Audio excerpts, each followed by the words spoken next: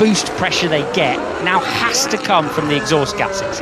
The offshoot means we're seeing drivers, when they do those practice starts, sit there for up to 10 seconds revving the engine to get enough turbo boost pressure to give them the power to get the cars off the line.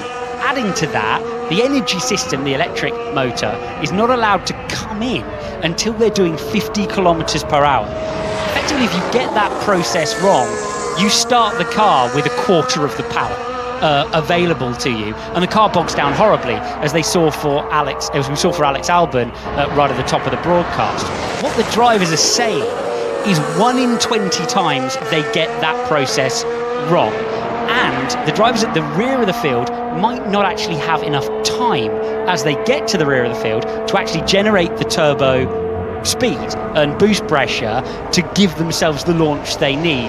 Drivers are concerned that basically they're going to leave one on the start line every race. So that's an open topic to be discussed at the moment, and something the drivers have flagged as a real challenge of this new regulation set.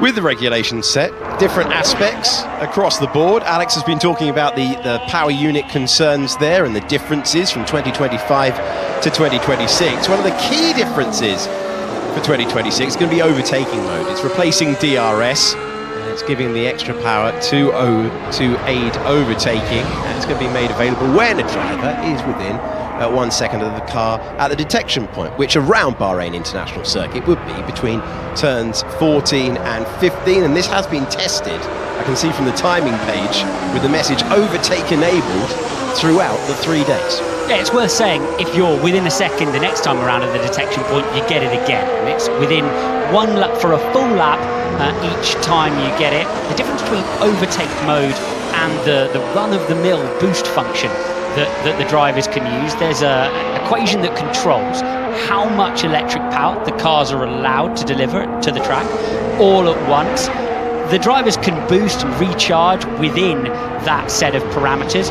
When you're within that second, though, of the driver ahead and you get the overtake mode at the detection point, those parameters change. So you're allowed still more, specifically electric power. It lets the car go a little bit faster for a little bit longer. And the idea is that you're able to overtake the car ahead of you. Overtake's going to be allowed at all times in practice and qualifying. So it's going to be a lot of the running, actually, is done with that set of parameters allowing the cars to deliver power, rather than the race ones which reduce that power at the top, very top end of the curve. Okay, let's go with 45 minutes remaining of the final running of the day. Down the stairs to Ted Kravitz, who's at Aston Martin, I believe. Thank you very much, Alex. Yeah, I just love to look at this car and all the lovely Adrian Newey designed bits on it. Unfortunately, it is in need of a bit more testing. So just bear in mind, this is effectively the first test for Aston Martin. Yes, they did a day in Barcelona plus 4 laps, but this is where they've really been figuring everything out. Lance Stroll has been well reported that he said they need to find 4 seconds a lap from the top runners, and the team aren't really denying that, but what they're saying is that it's from everywhere. It's from Honda, it's from the gearbox, it's from the aerodynamics, it's from the tyres, it's from absolutely everywhere, and there is some low-hanging fruit that they can actually get hold of quite quickly and make the car quicker. What's been keeping Lance in the car for the last hour or so? Well, it's from Honda, and they say that they've identified some data on the power unit that needed to be checked. They've been looking into the issue, and they believe that they've fixed it. So as I think you can hear in the background, the car is starting up, and happily for Lance, it looks like he's going to get the last 40 minutes or so of running in, because down at Aston Martin, they really need it. Certainly do. Got to say, if you look at all of the aspects across the 3 days so far, Aston Martin are going to be the headline of this test. When you've got drivers talking about a 4-second gap to the front of the field, like Lance Stroll did yesterday when speaking to the assembled media on site. They've got a couple of problems. The car doesn't look great out on track, firstly. It looks very stiff, difficult to turn. A lot of the cars have had this issue with the locking, where they've been locking the brakes a lot, and that's to do with the new regulations and how much energy they need to recharge in the braking zones. the other problem I think they've got is they're the only car on the grid with that Honda engine. So when you look at the Mercedes set, you know, you've got Williams, you've got Mercedes themselves, McLaren, and now Alpine, all pounding around generating data as to how they're going to run their strategies, how they're going to run their engines through the season. Honda have only got that car. And that's all that's going to be putting the data back in. They're also running their own gearbox at Aston Martin, so they've got to pick a set of gear ratios to go with it. In some ways, that's a benefit because you get autonomy over the things that, you know, things like the gear ratios before they're set before the first race. But you're just not generating the volume of data that the big engine manufacturer groups are. It's a very, very good point as we make our way down for another lock-up in the collection of turn number 10. And this has been a fascinating corner. It's always lock-up city down at turn 10. But the way these new cars work, it's going to be even more so. So why people are struggling to make the apex of turn 10 is a really interesting one. It's always been a really tricky braking zone. I think it's actually one of the trickiest braking zones on the calendar. You're going downhill, which always makes braking difficult. You've got a little bit less downforce and less tyre on the road as well. Racing cars of all sorts do not like to brake and turn at the same time. It seriously affects the way that the car is able to slow down. It's a very inefficient way of slowing down. In previous years, with a battery a third the size, you'd go into the truck, talk to your engineer, and you'd say, guys, can we do our energy harvesting in other areas so I can use the braking system, which has a bit more feel to it? You know, the brake pads and discs to do my braking down in to turn 10. And your engineer might say, sure, Ace, we'll get it done in a nice straight line down towards turn 1 and down towards turn 4. These drivers go to their engineers now with the same question, and their engineer says, I'm really sorry, no. We need that energy. We need you to recover energy all the way in to turn 10. It's a much more difficult balancing act in the braking zone when you're trying to manage energy recovery and also slowing the car down. So they've been tuning those systems in they've been relying heavily on those systems, and that's why we're seeing lock-up after lock-up after lock-up, particularly down there. As the drivers adjust to it as well, and on the replay that you just saw from Franco Colapinto going into there, the drivers have a nice, obvious state of charge, don't they, on the steering wheel, so you can reference how much they get back quite nicely once you train yourself. We'll point it out the next time that we go on board. McLaren have a really lovely, obvious one, which is very useful for us. It's almost slightly too helpful, that, to the point where I'm dubious about it. You can see it on the McLaren's onboard. It's on the dashboard in front of the driver, just on the right of their screen. You can see it being managed. It jumps up in the braking zones, of course, when the energy is being regenerated. See it there, just on the right of Oscar Piastri's screen. Watch the bar go up as he brakes slightly too hard down towards turn 1 and misses the corner. Bar that was non-existent returning when he's hammering the brakes down there to recharge the battery, which now compromises 50-50 split, the internal combustion engine. But exactly an indication of the problem. So if you put a load of energy through the MGU-K to recover that energy, then there's a chance you'll lock the rear axle by overloading it. If you don't put enough through, then you're asking the front axle to do too much. So they're tuning in the brake-by-wire system to get it right. Isn't it impressive, though, how much better the cars are today?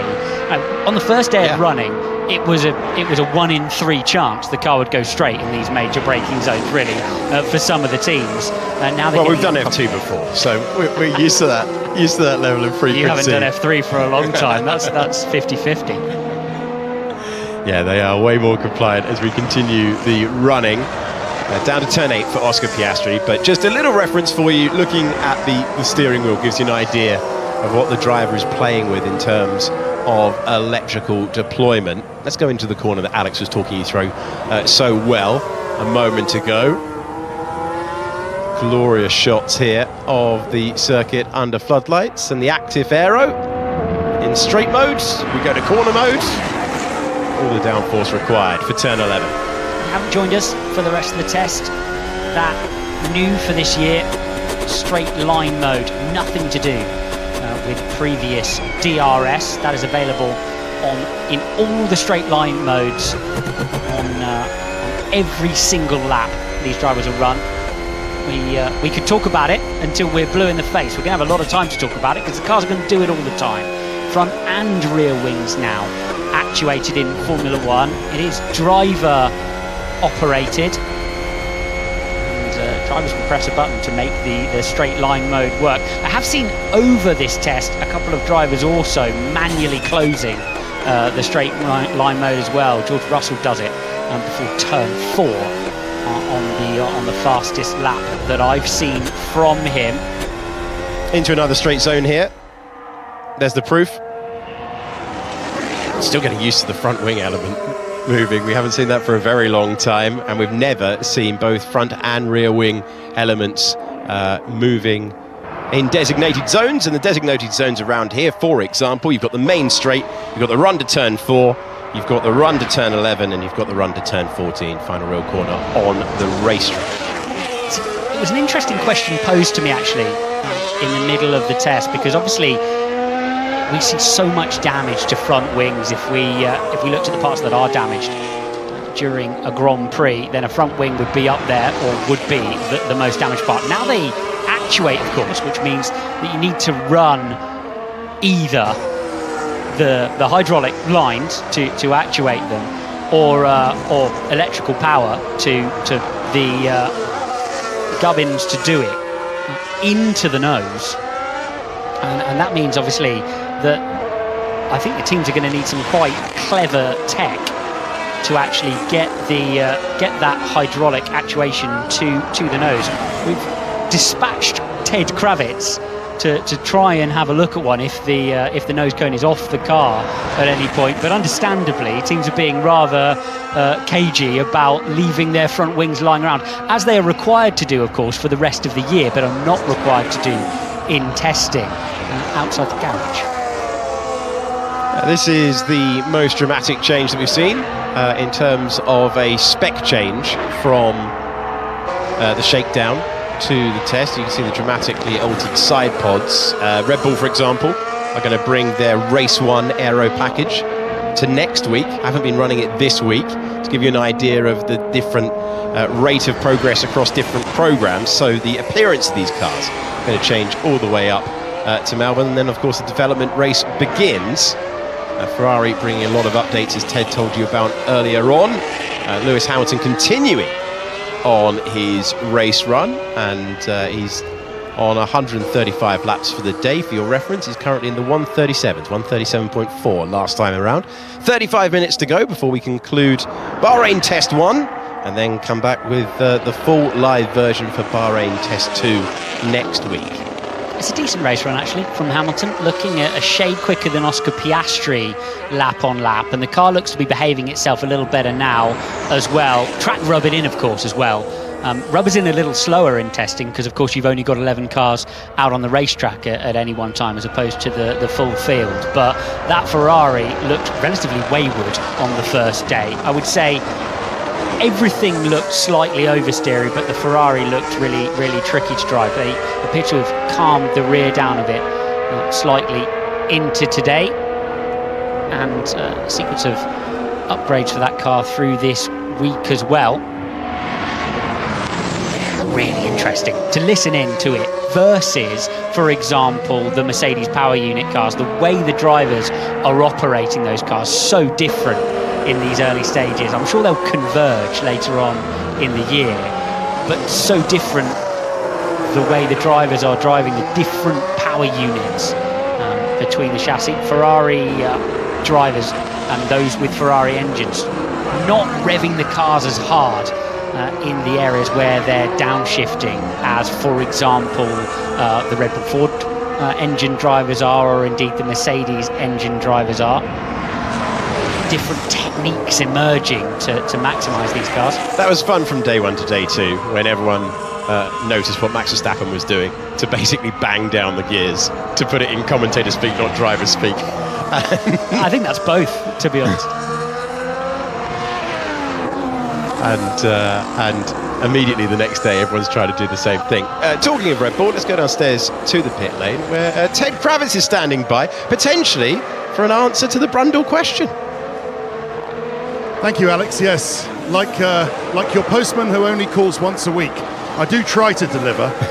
So let's have a look at the Red Bull. I've had a look at the Mercedes dry brake and how it gets from the bulkhead of the chassis into the nose cone in order to actuate the front wing. So they're all different, as you might expect. Some are electric, most are hydraulic. The Mercedes one is actually in between. It's in a little valley in between. If you look at the number of Hadjar, for example, number 6, and you follow your eye to the middle of the bulkhead, in the Mercedes one, there's a little valley in the middle, and then there's a little pusher that pushes a corresponding little actuator, and then that moves the front wing flap down and up. In the Red Bull, if you have a look at the main brake cylinder that I think you can see just to the left, can you see there's a little bit? We're going to do a gentle push in, but not too much, because we want to respect the team as we get a mechanic in our way. But there's a connector, a dry brake if you like, on the Red Bull just to the side of that main brake fluid cylinder. Can you see a little silver circular connector? And we believe it's that goes in. We can see the front wing is actually in front of Hadjar's car at the moment, and that corresponds to a connector within the nose cone if you can just see just above where this mechanic has his elbow. He's also protecting our vision into the interior of the nose cone. It connects there, and then that pushes in to a linkage to actuate the front wing to push it down and pull it up. So yeah, lots of different ways of doing it. The Mercedes one, when you look at it, and if you look at it, and if Kimi Antonelli wasn't out on track, it's as clear as night and day how Mercedes are doing it. But Red Bull's is altogether a bit more intricate, as you would expect from a high-tech engineering outfit like that. Thank you very much, Ted. A masterclass in strategic standing as well there from Red Bull. Well, you see yourself appear on the screen on the left-hand side, and you line up the shot. And then everyone's poring over pictures of everyone else's car by this stage of proceedings anyway. But of course you have to do that. Otherwise, team managers are going to have a pop, aren't they? It's doing it with a certain... When you spend enough time in the pit lane, you realise some of them have got it down to a T. They really do it with a certain style as well, without making it abundantly clear that they're standing in your way. Alex Albon, 36.7 on that C3 tyre. That is the soft. Oh, that is the hard, sorry, when we come to Bahrain. So Williams making up for lost time, and they were confident, speaking to the media after day one, that they had enough test days remaining. Carlos Sainz in the car earlier on, 68 laps to his name. Alex Albon taking over for the afternoon and early evening session, 71 laps now. So they are continuing to show good reliability. We did show you at the top of the broadcast for this final hour, Alex Albon having a little bit of trouble with a practice start. Lewis Hamilton has 139 laps to his name, continuing on as well, and continuing on in the 37s, 137.7 last time around for Hamilton as he continues this run and very, very deep into turn 8. Which he was as well on the best lap that he's achieved today, which is similar to the lap that Charles Leclerc achieved at the end of yesterday, 34.2. So a bit of headroom in that peak lap as well for Lewis Hamilton. He found himself very deep on the onboard that I've seen down in T8. Charles Leclerc had a bit of a moment in the final corner yesterday, and also something that we're going to have to watch out for this year. It was clear that Leclerc, when he finished the push lap at the end of yesterday, still had more energy to deliver at the line. It's kind of a bit of a Colin Chapman moment, isn't it? Colin Chapman famously saying at Lotus that the best possible racing car falls to bits as it crosses the finish line. It's almost the same with these energy systems on a push lap. You need to be out, don't you, as you get across the line, with the screen going dim and the battery absolutely empty. Because that's going to be the way that you've left everything that's available out on the racetrack at the end of qualifying. Let's listen in with Lewis Hamilton climbing the hill.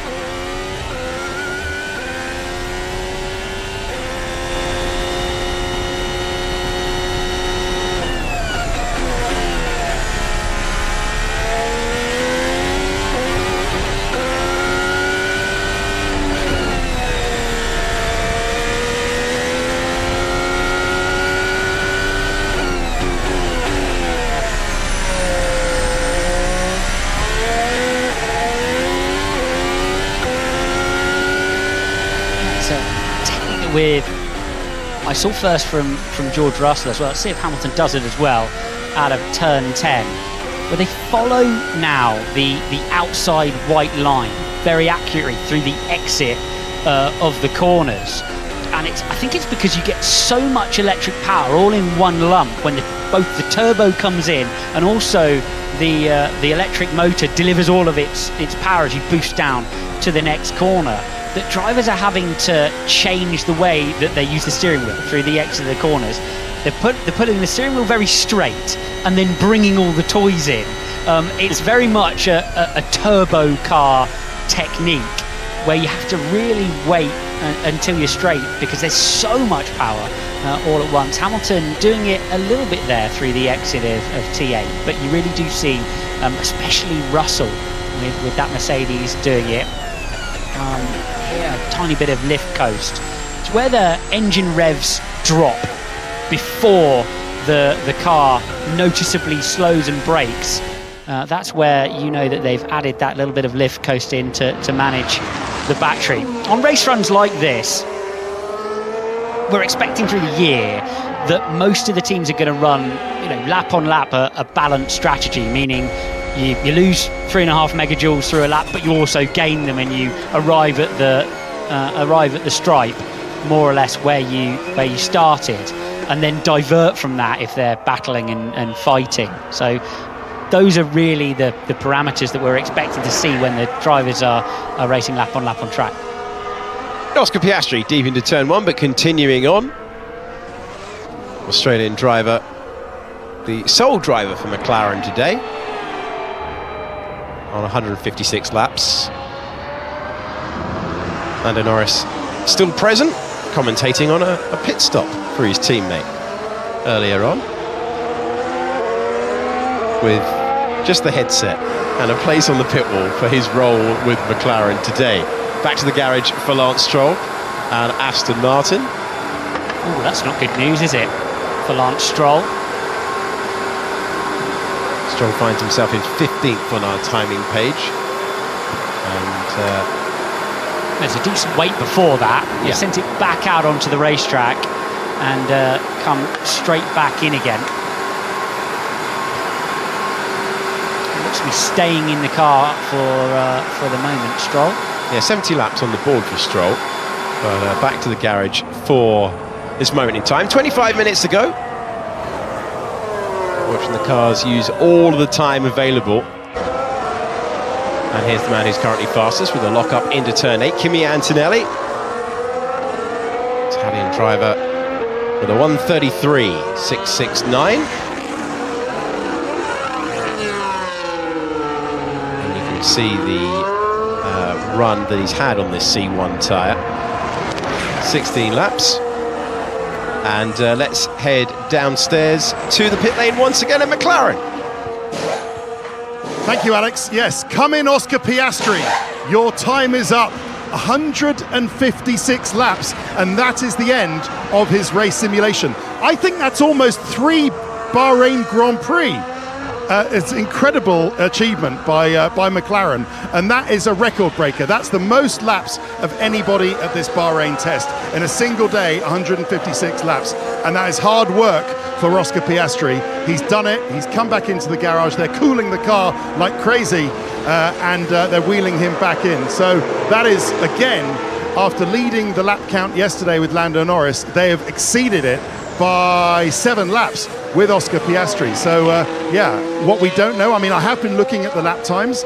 They've looked okay, maybe sort of 4 or 5 seconds slower than the single lap pace that Piastri's done. But I think that's just a measure of how they haven't been chasing qualifying lap times. All right, you look at Kimi Antonelli on a 1:33.6. That's certainly looking like a qualifying time, but not so on the McLaren. But that's a very successful race time done. We'll add up the numbers and see whether he was faster or slower than Charles Leclerc yesterday. Just on a matter of note, Mercedes have done those calculations, and they found that George Russell's race run in the daytime today was 28 seconds slower than Charles Leclerc's race run in the nighttime yesterday. How much of that is just the conditions? How much of that is just the Ferrari upgrade package working well for them, and how much of that is maybe the sandbags that you, Alex Brundle, were referring to earlier? We don't know. But 28 seconds, Leclerc being quicker than Russell over a total race run of 57 laps is quite a lot. I'll leave that thought with you. Thank you, Ted. Yeah, and that's the key reference as well. 57 laps, the distance of the Bahrain Grand Prix. And we return here for a round of the World Championship. Season opener in Melbourne, Australia, once again. It is a fascinating situation that we have, where everyone is calling everyone else faster. Everyone is pointing to everyone else's speed. And yet, the further we go along next week, the closer and closer we're going to get to the answer. An answer that won't fully reveal itself until qualifying for round 1. No, and I think what you've got as well is a scenario where it's really easy to mask the speed, isn't it? Because you've got a regulation where nobody really knows how fast they should be. So, what the teams are demonstrating on track is what the teams are demonstrating on track. There's this ongoing discussion about the compression ratios of the cars, their static measurement versus their measurement out on the racetrack, and how much power the various engines have. It suits certain teams to look slower than they might be at the beginning of the season. So you've got to take testing, as you always do, with a pinch of salt. But I always say at the start of the year, why would you in other regulation sets, in other times in Formula One, why would you bother to sandbag? The regs are the same for everyone. It's the how of it that's interesting for the teams, isn't it? It's the how we get faster. But now there's a discussion going on about the engines, about how they're performing and how they're working.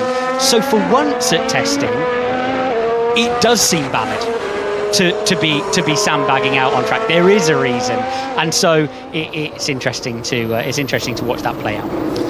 Toto Wolff has suggested that Red Bull looked very, very good. That was that a Red Bull going through the Mercedes pit crew there? Getting up to speed. It looked like Hadjar going through the Mercedes crew there for a second. Yeah, it was just to a bit of. We see it a fair amount. Yeah, so Toto Wolff has said Red Bull, tell you what, Red Bull powertrains and Ford, that's looking pretty special. And Max Verstappen immediately batting that back and saying, still expect Mercedes to be ahead. Nice visit for the Mercedes team from Isaac Hadjar, and then he pulls up to the team that he's racing with, Red Bull, promoted after a single season. This is what it looked like on board. And the good news for Isaac is that we've seen world champions do that before. It happens. I wondered if he was going through because there wasn't quite enough space, he felt, but no, there was plenty. Interesting, those of you who were listening into Kimi Antonelli there pull away from his pit box, giving you a sense of the difficulty we're talking about spinning the turbo, even to get it out of the pit box, the amount of revs required when you're trying to move the inertia of the car from a standing start without the turbo spinning and spooled. Huge there. And that in miniature is the issue at the start of the race that the drivers are going to be struggling with. Of course, then you can, once you're going 50 kilometers per hour, you can bring in that electric power to help you out. But that's all electric power that you then don't have on the next run. Yeah. So you're playing a game of dare, effectively there, with a battery full of electric power. And if you use it down towards turn 1, the full field are going to give you too soon, Junior, all the way down to turn 3. So that's how that's going to play. Kimi Antonelli coming over the line to start another lap. Recharge lap for him last time, of course the out lap for him, and he now pushes on again. It's going to be lap 57, the magical number. A race distance around here. This is Lewis Hamilton heading to turns 14 and 15. That's where we saw a little error for Charles Leclerc yesterday. Slightly different one there for Lewis Hamilton, demonstrating the difficulty. 350 kilowatts of power available to deliver from the electric motor. You can have it all at once. 470 horsepower. I'm not doing the reference again. I enjoyed the reference. I enjoyed Anthony Davidson's light dimmer reference yesterday. I enjoyed that one. I enjoyed your Ferrari F40 reference for how much electrical equivalency that they have. Just letting everyone know. We're all trying to get it. We're all trying to get it across. It is. The cars are simple now. They're simpler than they have been in many ways for many years. The way they're being used and the management of them incredibly complex and requiring a lot of mind. That's what Formula 1 is all about. Technical innovation, trying to nail the maximum performance. Lewis Hamilton there though, with all of that power, going down on the racetrack, and it's going to be really interesting to see. I'm going to do a little analysis for some viewers after the session on the way the drivers are having to manage that power as it goes down onto the racetrack, because it's requiring a different driving style. And on that, I find that the most fascinating aspect of how quickly a driver adapts to that. So you've driven almost everything in almost every category, Alex. So you're the perfect person to ask about this. When you are adapting, how quickly does that process take at the elite single-seater level? It depends entirely on the drivers. Some are incredibly adaptable. The driver I would pick, who I think would be incredibly adaptable, is Max Verstappen, and you can see it in the way he jumps in different racing machinery all over the world and is immediately quick.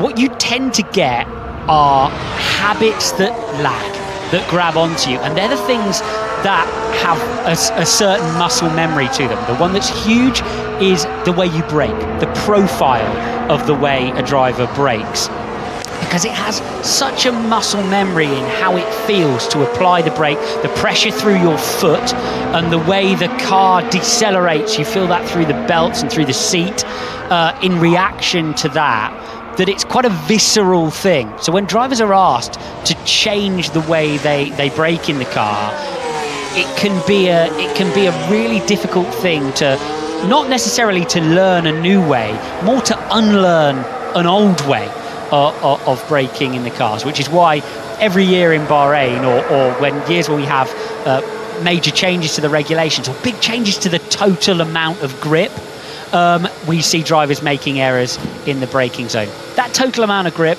as well is a big change to adapt to, because as a driver you always need to attack the racetrack. The first thing you've got to do when you go out of the pits, it sounds basic and reductive, but for those first couple of corners of a test day, you've got to make sure you're on it. You've got to make sure you're going fast enough. These are quick cars with a lot of grip and a lot of downforce still, even with the reduction. So drivers always have to be attacking the racetrack. To bring that back, to make sure you're getting out of the corners, is one of the hardest things to do. And so a reduction in downforce, we see it between Formula 1 and Formula 2 when drivers get a Friday run in free practice. They don't make necessarily errors in the Formula 1 car. What they do is they miss their qualifying lap in F2. It's a great example. Which is kind of what's going on here when you snatch all that lovely downforce back off the driver. The driver's certainly feeling it, of course, very, very quickly with the rate of development in Formula One. That will all be reclaimed. You think back to 2022, the ease in which Max Verstappen, Charles Leclerc battling corner after corner after corner. Then the cars developed, that became slightly harder.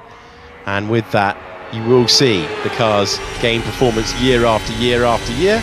The returning Sergio Perez is in your picture at the moment. He's all over the curb into turn 11.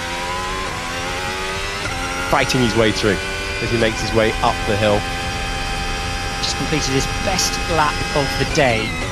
Sergio Perez, 1:37.3. That's not the best lap of the test for Cadillac. That was Valtteri Bottas on a 36.8 yesterday. Mentioned there, seeking respect. I found a really interesting quote from Cadillac.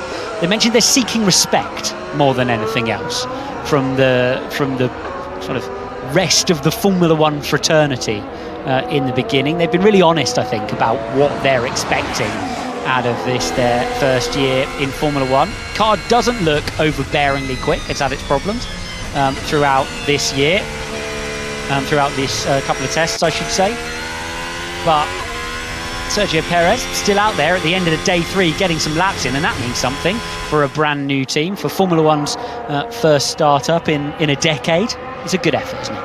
It's a mammoth effort to start from scratch with a blank sheet of paper. They're spread over 3 sites around the world. They've hired all the staff from scratch. You're bringing all this expertise together. They're going to be making their own power unit in the future as well, running Ferrari power for their debut season in Formula One.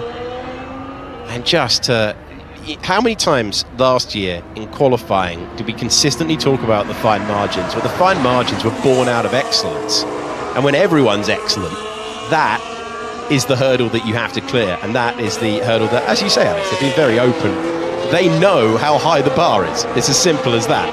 And their rate of development and the journey they go on is going to be, as you say, we've not seen that in a decade. But it's going to be fascinating to see how they go about that. The personnel that they bring into that project as they go along. It's starting from scratch, special thing, unusual thing in Formula One these days. It's going to be a very different season, isn't it? That, hundreds of oh, hello, Lewis Hamilton.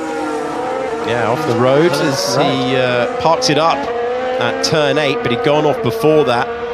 You can see the new lights on the mirrors illuminated way before he'd want that to be the case. Red flag is out with 11 minutes to go. Lewis Hamilton, who has done all of 150 laps today, 151. His car is parked up, and the red flag flies at Bahrain International. He was just starting to curve away in terms of his pace on that race run, Lewis Hamilton, dropping into the 38s. New safety lights on the mirrors being illuminated. Good to see those, but not good to see Lewis Hamilton parked up at the side of the road. So the test really concluding with a reliability issue for the Ferrari. Yeah, so Hamilton static, everyone else coming back to the pits as per the rules. Hamilton out of the car. 271 laps achieved yesterday for the Ferrari. They were second behind Williams in terms of the total number achieved. He just clocked up 150 today. So it's not been a small lap count for Hamilton. Leclerc not been behind the wheel of that machine today. We've been talking about driving styles across the last few minutes. Lewis Hamilton, one who was hoping this new rule set was going to give him a chance to get back to his aggressive late-breaking best, which really categorised his seasons of championship contention and success. Let's listen in now.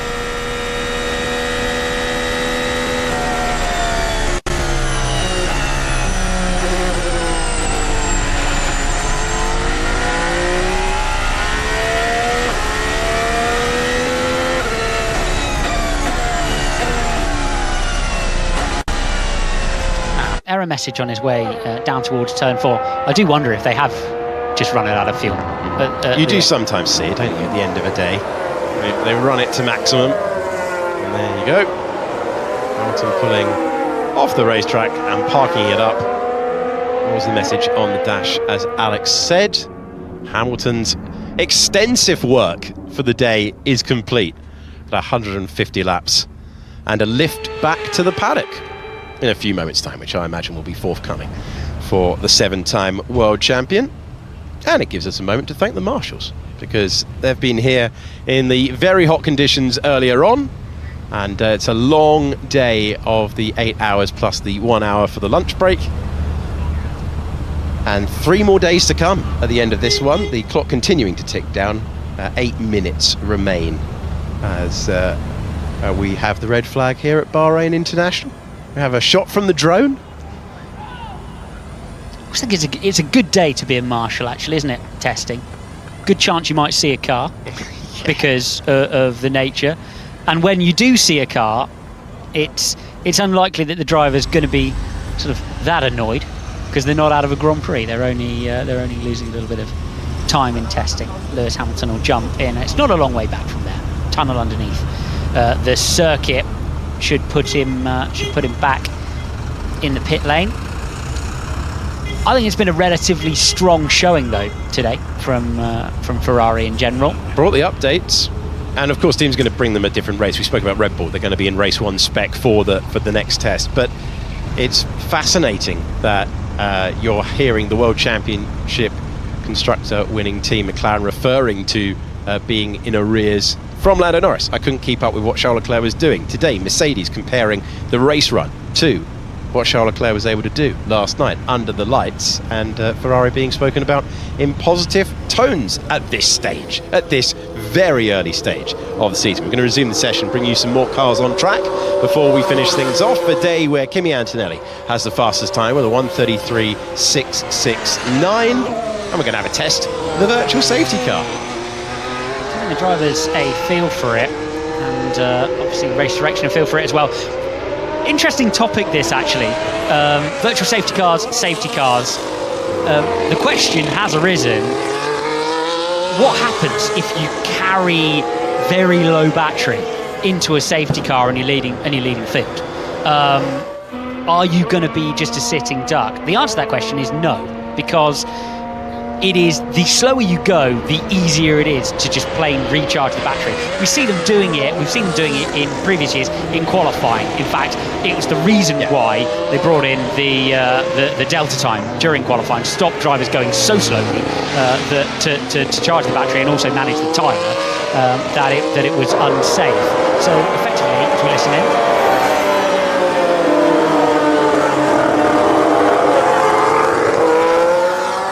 Thunderous noise of a practice start these days, particularly from that Audi, which we're hearing is the one of the louder cars in the pit lane. But yeah, it is. They're really revving it. Turbo effectively just a big fan in the exhaust.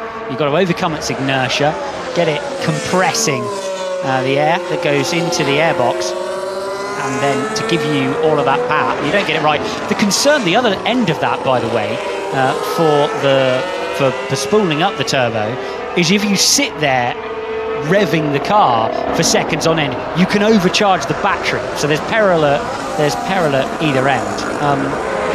2 points at once. To finish charging the battery under the safety car, it's easy when you're going slowly. So everyone after a safety car should begin with a full battery, and I think that's going to be quite a moment, actually, to see a full F1 field with a fully charged up battery go at it with all 1,000 horsepower on tap. Yeah, it'd be fascinating to see how it does affect the restart, because ever since we went 1 by 1 on the restarts, you don't get as much side-by-side action as the years where you could basically draw level. I'll change that rule. We're going through a cycle of changing, of testing everything at the moment. Funny enough, during testing, what a brilliant sentence. Let's try that again. We're testing the symptoms and we're the systems. Come on. We got so close. 4 minutes to go. And are you the commentator all year? Yeah, apparently so. Well, maybe not. We'll find out. I am next week, I'll tell you that much. And we're doing the merged teams once again. So we went through virtual safety car, not having you as my manager, blimey. And then we went to the full red flag, and the cars are back after Lewis Hamilton. If you are just tuning in at the end of the test, welcome to the weekend. We've got everyone heading back, having completed their work at Bahrain International Circuit. And Alpine down there receiving Franco Colapinto. Colapinto going out there today, and 144 laps for him. So having tested the race control messages and having cycled through the virtual safety car, the full safety car message, the red flag, we're going to send them out once again, and in 13 seconds time we'll get a green flag at the end of the pit lane, the green light as well. And just checking whether Sergio Perez has an issue in the Cadillac. You can see everyone else is queued up, but thumbs up there, and the marshal diligently checking whether everything is all right, or whether he's going to have to tell everyone to go around the Cadillac driver at the end of the pit lane. Hazard lights flashing there for Sergio Perez. You can tell how important this track time is. 2 minutes 40 to go in testing. The first test, the third day of 6 available. And Nico Hülkenberg is done for the day, but plenty of the cars still aren't. Antonelli, Piastri making their way out, and they have had to push Perez out of the way there at the end of the day. Hadjar's asking for the car to be removed because he doesn't have the turning clearance. So I thought they had a conversation and ascertained it was all right. They would normally just drop a yellow flag at the rear wing of that car, and looked like it just went into gear, Cadillac, to me. Control-Alt-Delete. There we go, that's what testing's for. Look at that. They want to get out there. We've got a bit of Hadjar angst behind the wheel as well, which is not a rare sight, having covered his rise from Formula 3 to Formula 2 to Formula 1 and the podium last year in Zandvoort. Oh, hey, this time on a Friday, all you want to do is get back out there and complete the job. He knows he's got a big task this year, Hadjar, and he wants to get every single lap under his belt that he possibly can. One rookie in the field this year, that's Arvid Lindblad, but they're all learning the cars from a standing start. Only 11 cars allowed on track, one from each team at all times through testing. That is a really old regulation, isn't it? A single car from each team on track, back from the days when official testing first began. And it's really to prevent the richer teams, for want of a better word, the teams with more financial backing, from out testing the others. In an era of cost-cap Formula 1, I wonder why we can't run all 22. Well, they would absolutely love to. I think there's a lot of processes. There's a lot of people back at factories shouting at their TVs, specifically you, for that idea. We're going to have a standing start, according to race control. Hey, Crofty thought he was getting one yesterday. Got all excited, didn't he, on the microphone? And this is going to be really interesting. Yeah, we're gonna listen in. Not going to waffle over this. We're going to listen in when the revs rise, and hopefully we're going to illuminate the gantry. Kimi Antonelli parking up where he hopes to be by the time he comes back. The World Championship round here later in the year, at the very front. We are going to listen in. From what we're being told, I don't think the sound's going to be hard to miss. Yeah, everyone who's been in the pit lane this week rather, has been saying that it's been unbelievable noise. And by the way, it always was. So let's listen in.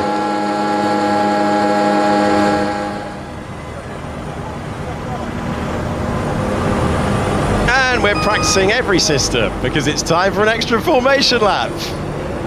No red lights for you at home. The wait goes on. To be continued. The extra formation lap system, and off we go. Everyone leaves the line. Twisting the tail like a Grisham novel, that. Brilliant. I was going to get you to do the start. See if we actually get a standing start. It is to move back into serious mode, it is of genuine concern. Because currently at play, it is a live issue. More or less the worst incident or one of the worst types of incident you can have in a racing car is when the driver on P22 launches and is unsighted. Yeah, absolutely. And then doesn't see the driver stationary in P6. So I think it's something to be taken extremely seriously if the drivers are really struggling to get the cars off the line. It's understandable, and it's something you really, it's like a stone in your shoe. It's something you only think about when it actually happens. But the MGU8, the part of the electrical system that spun the turbo, played such a huge part in the management of these drivers' starts for years and years. Yeah. And we've only realised this now that it's gone. And it's an issue from the teams, but it will be surmountable. We will get to see a standing start, see the amount of tyre heat being generated, and also battery being charged. You can spot that with the flashing lights on the rear of the car. I've been told there are multiple modes this year for the harvesting or the clipping lights on the back of the car. The greater frequency they flash with, the more clipping or harvesting is being done. The primary function is to help the drivers out, to see when a car in front of them is going slower than they might expect it to be. Yeah, we've had a few questions about that as well. So that is the frequency. That is the T.A.Y.O.R, basically. That is the T.A.Y.O.R about to anticipate the degree of speed at that stage, the frequency of the flashing lights, giving the driver behind that clue. Oh, nearly! Franco Colapinto nearly finding the Armco. And we've been talking about the starts. He's trying to spin it up. He's trying to get the revs as high as possible. He's nearly dropped it. You can see the grass on his tyres there. Here come the lights. Go on, Alex Brundle, take us away. And no move off the line for Oscar Piastri, and static for many who now crawl away. They're fighting between the Red Bull and the Mercedes, and that is why we've had the practice in the first place, because it is not simple. It really isn't. Let's listen in here to Franco Colapinto. Listen to these revs.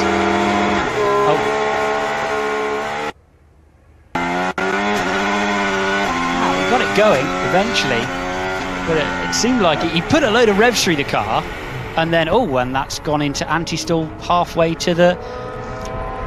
Well, as starts go, that wasn't great, was it? It's called testing, and I'm glad we did it, because I think there's plenty for the teams to pour over there. Franco Colapinto having the sort of eventful final minute of a work week that no one wants. Let's have another look again. This is him lining up, performing the burnouts for a practice start. So he goes to light the tyres up, and he's trying to put a bit of angle in the car, and just he's going to almost drop it. Oof, goodness me. I tell you what, it's lucky they're a bit more catchable, because last year that goes in the fence, doesn't it? Spirited. Oh,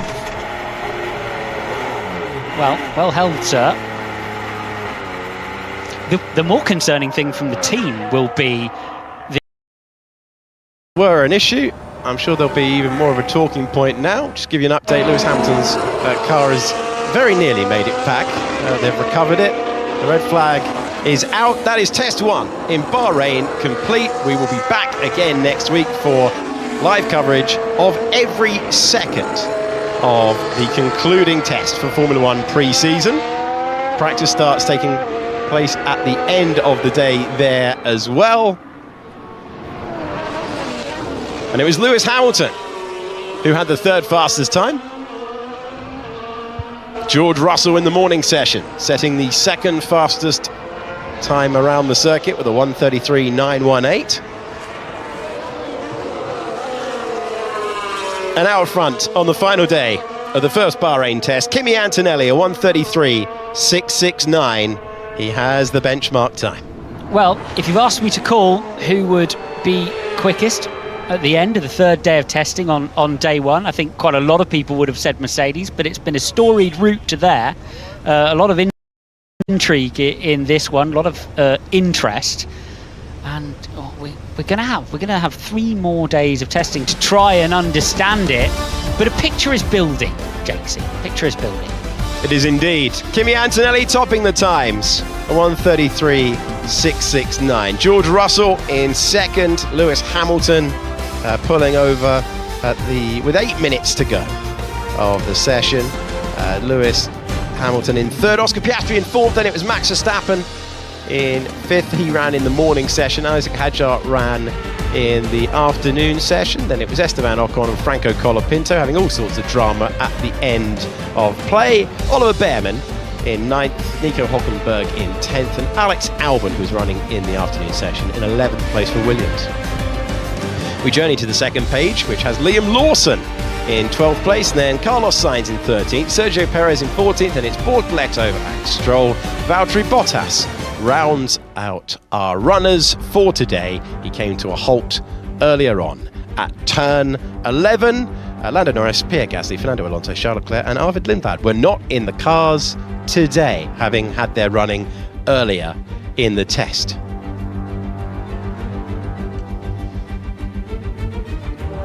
Well, my thanks to Alex Brundle for all of his insights. We've got a lot to talk about. Luckily, we're live all the way through next week. Join us when Formula One returns.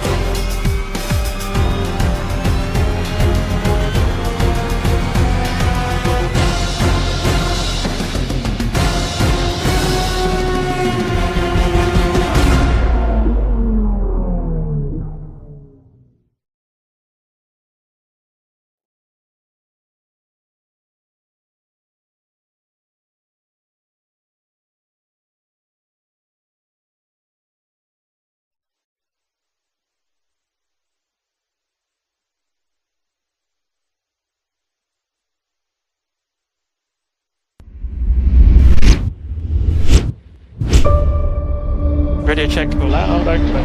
Radio loud and clear from garage. Radio check. Radio check, copy.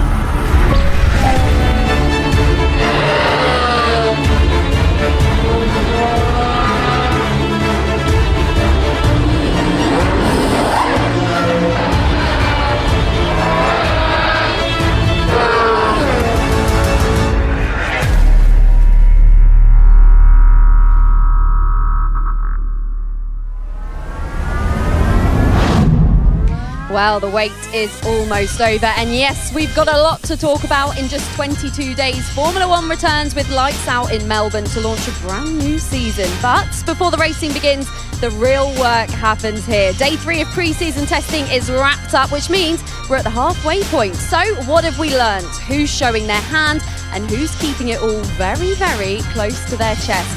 Let's dive in then. Welcome to the Bahrain International Circuit and to your post-testing show. Hello, welcome along to the Bahrain paddock. There is a lot going on here, isn't there, guys? We've got Liam Lawson, who's been chucking around a rugby ball for the last about half an hour. But over the last 3 days, the teams and the drivers have been getting to grips with some of the biggest changes in Formula One history. But I think we're just starting to get an idea of that pecking order. Sam, I'm going to come to you first because we've had over 24 hours of testing. I can't quite believe that we're only just at the halfway point. But also a lot of drama that we just saw on the last day of the third day.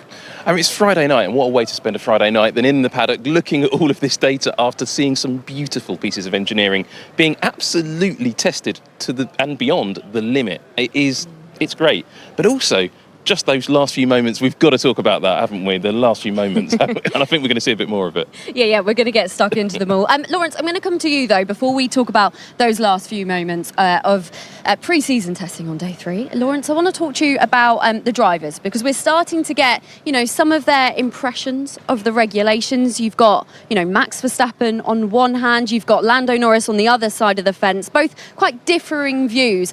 Do you think it's just sort of the driving style? Do you think it's just, what suits what driver? I think it's just a case of, like you said right at the beginning, Betty, these cars are so different. The chassis are different, the power units are different. There's so much more for the drivers to learn. Got overtake mode, boost mode. They've got to deal with the recharge. There's just a lot more homework to do for the drivers. And I think early doors, when something changes, some drivers like it, some don't. Max Verstappen, like you said, didn't sound too keen. Fernando Alonso as well earlier today wasn't too keen on how the cars felt, particularly through the corners. I think the cars are a little bit slower through the corners. They've got more speed on the straights, just in the way that they use the hybrid energy out there. But there are other drivers like Lando Norris, George Russell, who said they love driving these cars. They're lighter, they're smaller, they're more nimble. And we saw a lot of battling out there, as they're learning how to follow these new cars. So, look, I think drivers are always going to have differing views, and that's the case we've got right now. It's interesting as well, because everyone's still trying to work through it, find out what works for them, find out what works just generally as well. A reminder that we have got wall-to-wall coverage of testing next week for those 3 days of test 2. But let's check out what happened on day 3, because there was a fair amount of drama, it is fair to say. New Team Cadillac are on the problem-solving phase of their testing journey, aren't they, Lawrence? I think this is very normal for this to happen, I think, for a new Team Cadillac. They've obviously got no data to back up coming into this year. They're starting from scratch. Valtteri Bottas, we're seeing out here, stepping out of the car. They had a cooling issue, the team determined. Frustrating for them because it's a loss of track time, but obviously Valtteri was able to get back out there and get more laps on the board, and this is kind of what testing's for. This is the first time I've seen a lot of this, because I was down in the pit lane when a lot of this happened, and at this moment Alex Albon disappeared out of my sight and then didn't come back down start-finish line. So it's one of these practice start issues, and I think starts are becoming a big factor. A lot of people talking about it, and a lot of teams and drivers struggling to get the most out of the starts, and it looks here that maybe the Williams had a little bit of a moment. And then here, we're seeing something with Lance Stroll here as he comes into the pits. Now, I was down here earlier. I didn't necessarily see what happened, but I believe there was a hybrid system issue on that Aston Martin, because they had the safety tape up later on. We'll find that out in a moment. But Lawrence, Lewis Hamilton, a bit of an issue here. But I don't think there's anything to worry about. 150 laps on the board. That's nearly 3 Bahrain Grand Prix distances today. So that was just towards the end of the session. It's not typical that we see that kind of thing. And then, Sam, the drama here just at the very end of this session. I mean, we need to get some racing driver input on this, because that was an incredible moment. And wow, I mean, he will be quite awake after that, I suspect. Well, former Formula One driver Pedro de la Rosa joins us now. Pedro, thanks so much. So just talk us through your role with Aston Martin. You're an ambassador, you're a representative, so you've seen a lot of what has been going on and these new changes over these last 3 days of testing, haven't you? Well, yes, I mean, that's just my role really is more from a commercial point of view, but I'm the team representative, so I have to be, in contact with what's going on, because if I have to explain what we are doing, I need to, listen from the engineers, from the drivers, what we're trying, what we're doing, how we are changing the car. So that's why I'm here, basically. And you've got some brilliant memories at Bahrain, haven't you, actually? Does it bring back some of those nice memories? It is a nice place, and actually this morning when I was coming through the tunnel, from the car park to the paddock, I could still see my lap record there, my picture. So yes, I have great memories from Bahrain. It's a great place. Coming in the winter here as well is fantastic, because you can test, in a weather which is more or less what we'll find during the year. So it's great to be back. Yeah, that lap record's not going anywhere anytime soon, I don't think. It looks safe this year, looking at the lap times. I mean, I shouldn't say this, but actually we are a few seconds lower than last year, so safe. We've got to ask you about Aston Martin then. It hasn't been an ideal first week of testing, has it? Where are Aston Martin at? Well, it's been a very difficult, I mean, not only week, but also last week, the shakedown in Barcelona was tough. The team has done a phenomenal job to actually get the car to Barcelona here.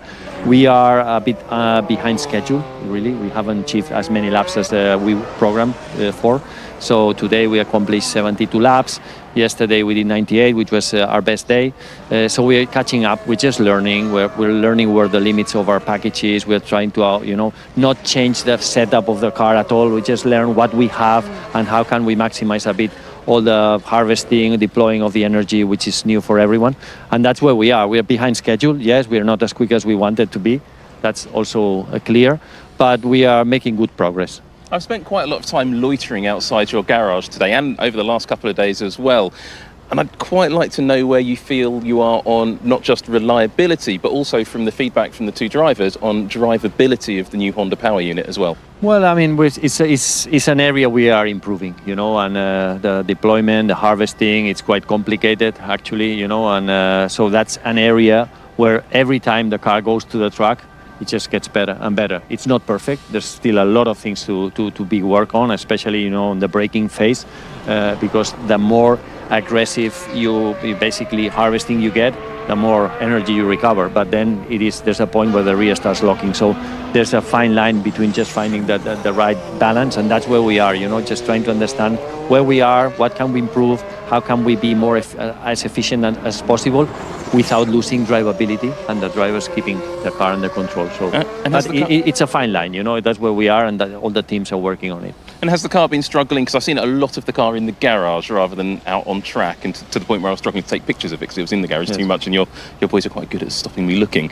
But is the reliability where you want it to be? Or no, not yet, definitely. I mean, that's why we spend too much time on the garage. I mean, today we didn't have any major issue, but every time we come into the garage, we double check everything. Mechanics have to, make sure that everything is okay. Honda checks all the data inside out, and that is basically costing us a lot of downtime.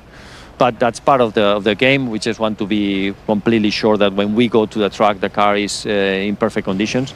We don't want to make any silly mistake, and that is costing us lap time. Hopefully in the next week, we'll have a more, not reliable, because we've been quite reliable, but just more consistent platform.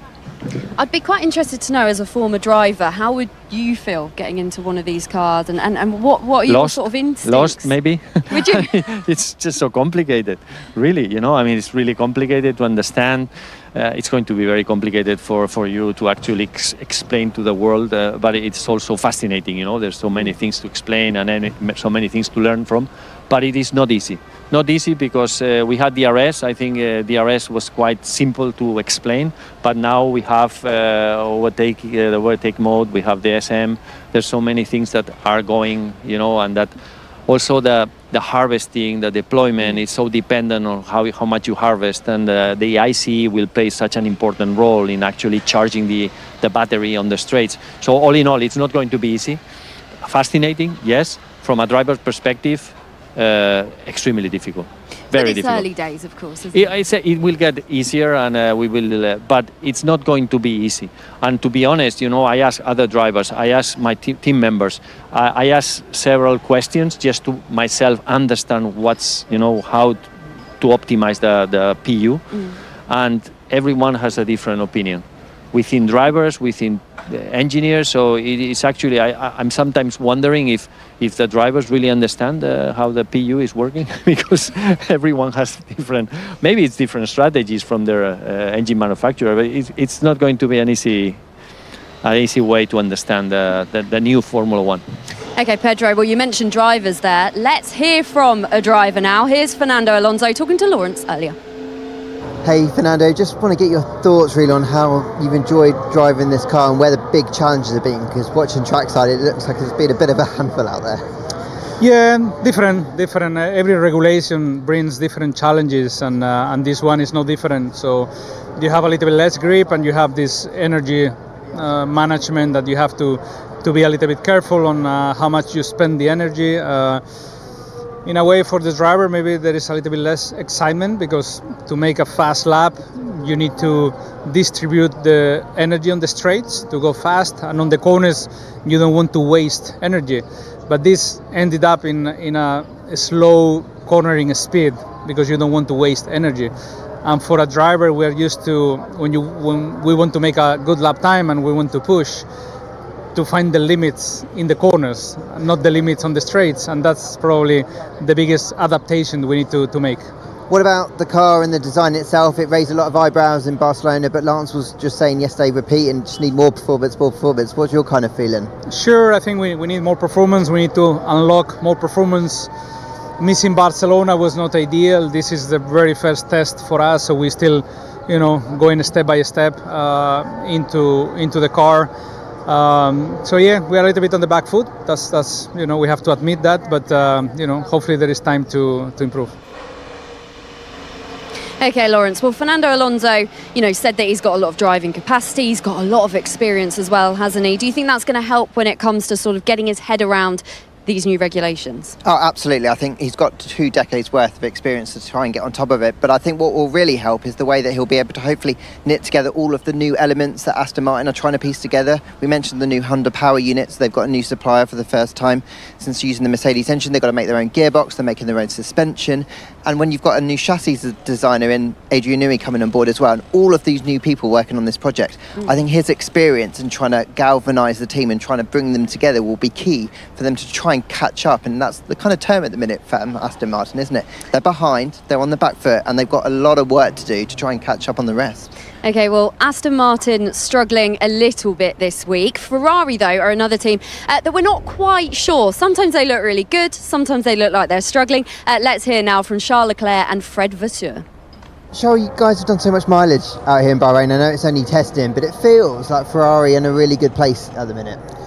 Yeah, it's only a feeling though, so for now I'll stay really cautious, because if last year you had only 2 or 3 things you could play with on the car to hide your potential, maybe now it's 10 or 15, because with this new system there are so many ways you can really hide your performance more than previous years. So in terms of performance in itself, it's very difficult to know. In terms of reliability, we are looking good, and that's true, and that is a positive, but at the end performance is as much as reliability, but performance is also a very important thing that we need to excel at, and we don't really know where we are for now. So then that means when you look at others like Red Bull and Mercedes, do you think that they might not be showing their true performance and they could be very mighty in terms of attacking you this year? I think Red Bull showed a little bit more than Mercedes, and they've been very impressive. I think Mercedes is hiding a massive amount, and only time will tell how much they've been hiding. Right, thanks very much, Al. How happy are you with where you're at this part of the program? Do you think you've done all the learning you'd want to be doing? You always want to do more, you always want to do more laps and so, but overall I think it went pretty well. That we didn't have any big issue on the reliability, that we never stopped the car so far. This is good now. We have a good correlation also, it's positive, but it's nothing about performance, it's about the quality of work that we are doing on the day. I've got it, it's nothing about performance, right, Fred? At one stage it will be about performance. Yeah, not thanks, today. Fred. Thanks, Fred. I like that a lot, Lawrence. Very nice, very nice. Sam, where are we at then with Ferrari? What are you thinking? Because obviously Lewis Hamilton was the latest driver to come to a stop today. Well, actually, if I was Ferrari, I'd have been worried if the car hadn't come to a stop, because we were hearing, it's great, we haven't had any performances. Well, it's not about performance, but we haven't had any reliability issues. Well, if you don't have any reliability issues in testing, you don't know when the car's going to break. And actually, they've been doing a lot of time doing start line practice. In Tech Talk earlier on, I managed to get a real up close and personal look at how the Ferrari starts. And here we see how the Ferrari stops with those orange flashing lights for when the car's below a certain speed. That's something you're going to see all season long. But this is good for Ferrari, actually. To stop at this point of the session, right at the end of the day, Lawrence, is just perfect. And I think one of the things that Ferrari really wanted to do coming into this campaign was bring a Spec A car, like a baseline car, and learn about it. So get the miles in, maybe not add performance spec or add an upgrade package on it, just focus on reliability. They've got just that, 3 Grand Prix worth of race distance out there today. And it's when they're going to bring the new parts next week, their race 1 spec, where I think we'll then start to see maybe Ferrari and their real colours and what they might be able to show as the season starts in Australia. Next week is going to be ridiculously interesting, actually, isn't it? Lawrence, Ferrari haven't won a Constructors' or a Drivers' Championship in a very, very long time. It's overdue, isn't it? Yeah, and I think Fred knows that. That's why they brought him on board, that they believe he is the guy to take them to that championship, and that's why they brought Lewis Hamilton on board, why they fought so hard to keep Charles Leclerc. It is overdue, but I think that's why they've maybe taken a slightly different approach to this year. They want a car that they can add performance to, that's got lots of different development directions and real kind of a big end point to where they can take that development curve. And I think they're hoping that gives them a lot of opportunity through the year to keep an eye on what everyone else is doing and maybe take the best ideas from other teams and add that to the car. But also understand the car that they've got to work with, because I think the Ferrari in days gone by have really struggled to understand where the problem lies. By the time they've realised what that problem is, it's too late to catch back up, and I think they've really tried to be pragmatic with that. So hopefully this new approach will pay off for them. Okay, well, Ferrari silverware is very overdue. I'll tell you what also is overdue, some analysis from Alex Brundle. So go on then, Alex, what have you got for us? Hello, guys. What an interesting end to the last test that was. George Russell and Lewis Hamilton set these 2 laps at a very similar time this afternoon. Can we say this car's better than that car? No, we can't. We have no idea what they're running. But what jumps out, there are a couple of knacks, tricks and techniques that the drivers are evolving to get the most out of these cars. The first thing we can do is take a look at the 2 drivers' left-hand thumbs. Now, these 2 buttons that they press correspond with the straight mode zones all the way around the racetrack. So it's fair to assume that that's where they're actuating, or the button press is for their straight mode that they're using down that front straight and in the other areas of the racetrack as well. As we move down to the first corner, check out George Russell's left hand here as he makes his way down towards the apex of turn 1, because this is the first trick that we've seen drivers using. There's a debate, a discussion over whether this is to keep the turbo spinning or to charge the battery. But the Mercedes engine cars and the Audi specifically seem to love revs on the downshift. You can see there, George taking all the downshifts the car will possibly give him as quickly as possible to keep those revs up. George in the Mercedes squares off turn 2. More of that later as we head down towards turn 4. There's a bit of a difference in deployment. So the Ferrari arrived at the first corner earlier. They're about on as even as they make their way down through the mid corner of turn 4. You can see the Ferrari a little bit more active on the steering wheel. As they make their way down towards turn 8, another thing jumps out in terms of the way that George is driving the car. Lewis on this lap, quite a long way wide of the apex. Something that's really interesting with the instant torque available this year from the electric motor is look how straight George Russell drives down this outside white line here. That's him getting the Mercedes absolutely straight. So when that big lump of torque comes in, it doesn't give him the kick of oversteer that some drivers have been experiencing through that corner. The difficulty is so clear as they make their way down into turn 10. Look at it again, look, George points the steering wheel actually straight and allows the rear axle to absorb all the power all at once through the exit. Listening in, you can hear a little bit of a lift coast for both cars in towards turn 12, and then you can hear them to the trained ear slightly harvesting energy through the mid corner of 12. Fascinating though to see how the drivers are firstly keeping the turbo rotating, but also positioning the car to make sure when all of the power comes in all at once and that 470 horsepower of electric power kicks through the rear axle, they've got the car in a nice straight line as well. First couple of techniques jumping out as how to get the most out of these 26 cars. Love that, Alex. Thank you very much. Brilliant commentary from you as well earlier. Now, one team that we haven't spoken huge amounts about is McLaren. So let's hear from Lando Norris. He caught up with Lawrence yesterday. Hey Lando, you must be knackered. So many laps out there. Just how good was the leaded? Fresh as a daisy. Fancy another 147 laps? Go again. Run it back. I'd love to tease it. How was it out there though today? Because it looked like you did a load of learning, and I know you want to learn more about these 2026 cars. Yeah, it was good. I mean, it was a good amount of laps. I think I said probably the most laps I've done in a day. Okay. I think probably ever in Formula One. So that's a good thing. It's not like the shortest track. It's not a long track either, but. Yeah, it was good. Good learning, high fuel, low fuel, everything in between. I mean, it's also a day where, obviously the temperature changes a lot, which is a big part of it. The wind changes an incredible amount, and that's a big part of it. So every run, even if you do the same thing, is changing, and obviously the battery is changing every run, and there's a lot of stuff you're trying to get on top of and understand and adapt to. So certainly a complicated, challenging day, as I'm sure it is for everyone out there. But yeah, it was good. A good amount of learning for the whole team, and Oscar's in the car tomorrow, but then we have a good 3 days, not the longest time, but 3 days to golf, but also to understand, everything about this car and already what we can improve on and make changes for next time out. Do you feel like you're getting on top? I know they're difficult, but do you feel like you're getting on top of these new tools that you've got to play with, and by the time we get to the end of Bahrain, hopefully you should be ready for Australia? I mean, today I certainly got a better understanding of everything. We still got to just make sure everything works the way it should, and we plan it for, and all those things, So there's still things we need to fix and get our heads around and maximize. But on the whole, I feel like I feel like if I went into a race now, I would have a pretty good understanding of everything I need to do along the way and all the management you've got to do. But at the same time, every time you go out, there's always something that's kind of a little bit different and something else that you have to adapt to. So yeah, good learning, a good amount of conditions to learn about, and plenty of new things since Barcelona. So a good day for the team and a good day for me too. Great stuff. Thanks, Lando. Thank you. So Lando did about 149 laps yesterday. Oscar managed 160 today, Sam.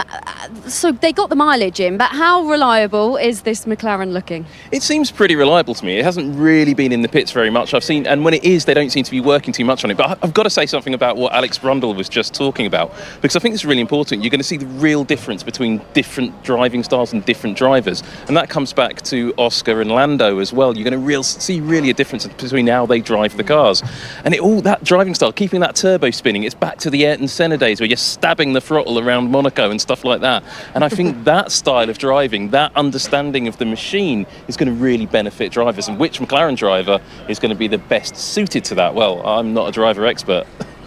Lawrence, you're a driver expert. You love speaking to the drivers. You do it all the time. That's a really good point, though, isn't it? And I think it's going to be really interesting to see how Lando and Oscar sort of manage the car. Yeah, and to be honest, I think they're going to both do a great job of it. They've still got 3 more days of testing to get to know it. I think they've both conceded the amount of homework that they've got to do to learn about these new cars, the amount of how important track time is. Lando, I joked with him, he looked knackered. He still had to do 3 Grand Prix worth of laps out there, but he needed to do it to learn about the car, and I think they're willing to put themselves through that. And they've done all the simulation type, but they're willing to put themselves through that out on track because they need this time. It's about reliability, and that's really been McLaren's approach to this test. They bought a car that they're going to race in Australia. It's not going to change really through these tests, barring a few little bits, and they want to use these tests to learn about it so that the drivers have the confidence to be the very best, and I think both of them will adapt to them pretty well. McLaren, Lawrence, are back-to-back Constructors champions, aren't they? Do you think that adds an element of pressure? I think it does, because I think once you rise to the top, you want to stay there, and I know that Zach Brown had been pushing so hard since he even joined that team to take McLaren back to the front. They've won the Constructors' Championship for the last couple of years. They enter this season in the knowledge that they have less wind tunnel time than everyone else, that they pushed super hard towards the end of the year to ensure that they'd also got the driver's title, which they missed out on the year before. So they are up against it in that manner, and against 2 teams or 3 teams in Ferrari, Mercedes and Red Bull, who are very strong, and they know that it's going to be a tricky challenge. But I think the job that they've done over the winter has put themselves in the best possible position to try and defend that title, but they are up against it and they are under pressure. They are indeed. Now, Sam, after 3 days of testing, we've started to get a little bit of an idea. It sort of feels like the top 4 teams from last season are still the top 4 teams coming into the second week of testing. Would you agree with that? No. Okay, No, go on then. Why? I don't think we're seeing the real picture. Now, there's a lot of politics already started. We've got to that point of the season, it's lovely actually, where the teams are all sort of making suggestions about one another. Oh, have you had a look at that? Some of them are coming up, having a word in my ear. Go and have a look at this on this car, you'll find that interesting. The big sort of undercurrent is different teams are suggesting, others are sandbagging. What that means is they're not driving at their full potential. Having looked at how some of these cars are in the pits, having looked at how some of them are out on track, he disagrees. And I think there is something to that sandbagging claim with some teams. I do think we're going to see a lot more differential between some of these teams as we get closer and closer to Australia. And I think Alpine may be one of the teams that isn't giving us everything. Okay, so I was going to come to you and say, well, go on then. Who are your favourites? It's always hard to beat, like, right off Red Bull and teams like that. McLaren have an incredible development rate, but if that Mercedes power unit is as potent as we think it might be, then for me, Alpine should be in the top 3 with one of their drivers in the Australian Grand Prix. Wow. And I'm going to go that hard, if they don't put it in the pit wall on the start. Lawrence, do you agree with that? I mean, I was going to say they're dark horses. I'm not sure I'm going to go as extreme as putting them in the top 3. I think that is pretty extreme, Sam. But, you know, I like your ambition. I like a bold claim, don't I? Yeah, you do. Let's talk after Australia, shall we?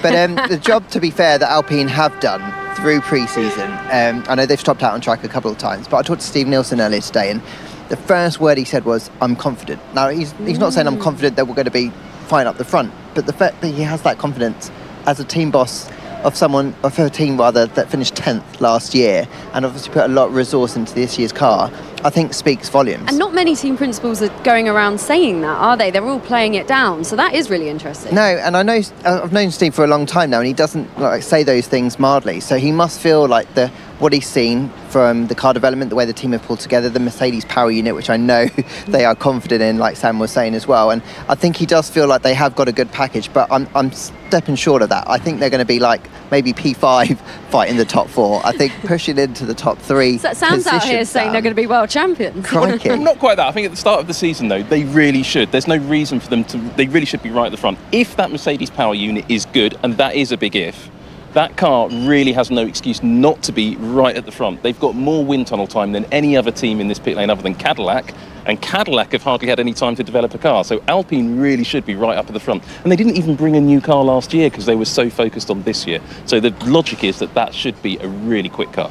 Okay, well, the good thing about all of this is that we're going to get to see more next week. We've got 3 days of back-to-back testing that we are going to bring you, wall-to-wall testing, loads of coverage. Check this out. It is going to be a jam-packed week next week, and you'll have commentary from start to finish. We've got the morning session, and then we've got the evening session, and we'll have a little preview show as well to kick things off on the Wednesday, the Thursday, and the Friday. Lawrence Barretto, that is exciting, isn't it? Oh, I can't wait. Like wall-to-wall testing. A jam-packed week next week, and you'll have commentary from start to finish. We've got the morning session, and then we've got the evening session, and we'll have a little preview show as well to kick things off on the Wednesday, the Thursday, and the Friday. Lawrence Barretto, that is exciting, isn't it? Oh, I can't wait. Like wall-to-wall testing. A jam-packed week next week, and you'll have commentary from start to finish. We've got the morning session, and then we've got the evening session, and we'll have a little preview show as well to kick things off on the Wednesday, the Thursday, and the Friday. Lawrence Barretto, that is exciting, isn't it?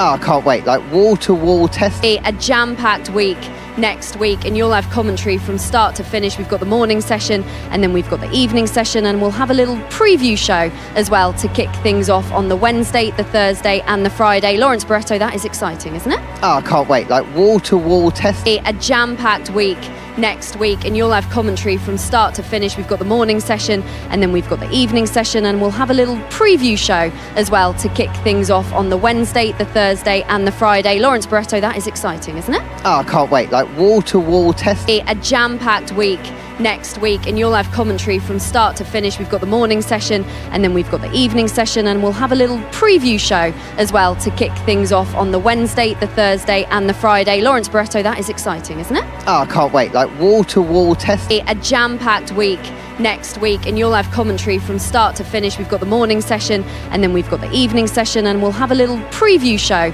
as well to kick things off on the Wednesday, the Thursday, and the Friday. Lawrence Barretto, that is exciting, isn't it? Oh, I can't wait. Like wall-to-wall testing. A jam-packed week next week, and you'll have commentary from start to finish. We've got the morning session, and then we've got the evening session, and we'll have a little preview show as well to kick things off on the Wednesday, the Thursday, and the Friday. Lawrence Barretto, that is exciting, isn't it? Oh, I can't wait. Like wall-to-wall testing. A jam-packed week next week, and you'll have commentary from start to finish. We've got the morning session, and then we've got the evening session, and we'll have a little preview show as well to kick things off on the Wednesday, the Thursday, and the Friday. Lawrence Barretto, that is exciting, isn't it? Oh, I can't wait. Like wall-to-wall testing. A jam-packed week next week, and you'll have commentary from start to finish. We've got the morning session, and then we've got the evening session, and we'll have a little preview show as well to kick things off on the Wednesday, the Thursday, and the Friday. Lawrence Barretto, that is exciting, isn't it? Oh, I can't wait. Like wall-to-wall testing. A jam-packed week next week, and you'll have commentary from start to finish. We've got the morning session,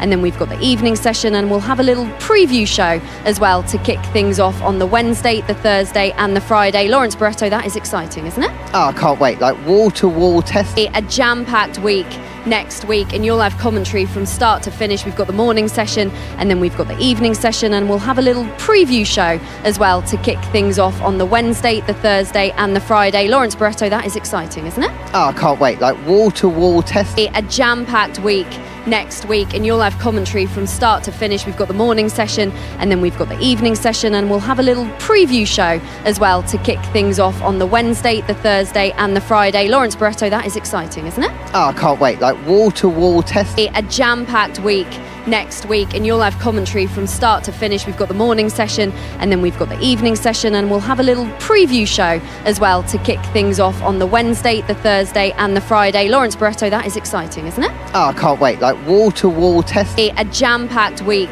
next week, and you'll have commentary from start to finish. We've got the morning session, and then we've got the evening session, and we'll have a little preview show as well to kick things off on the Wednesday, the Thursday, and the Friday. Lawrence Barretto, that is exciting, isn't it? Oh, I can't wait. Like wall-to-wall testing. A jam-packed week next week, and you'll have commentary from start to finish. We've got the morning session, and then we've got the evening session, and we'll have a little preview show as well to kick things off on the Wednesday, the Thursday, and the Friday. Lawrence Barretto, that is exciting, isn't it? Oh, I can't wait. Like wall-to-wall testing. A jam-packed week next week, and you'll have commentary from start to finish. We've got the morning session, and then we've got the evening session, and we'll have a little preview show as well to kick things off on the Wednesday, the Thursday, and the Friday. Lawrence Barretto, that is exciting, isn't it? Oh, I can't wait. Like wall-to-wall testing. A jam-packed week next week, and you'll have commentary from start to finish. We've got the morning session, and then we've got the evening session, and we'll have a little preview show as well to kick things off on the Wednesday, the Thursday, and the Friday. Lawrence Barretto, that is exciting, isn't it? Oh, I can't wait. Like wall-to-wall testing. A jam-packed week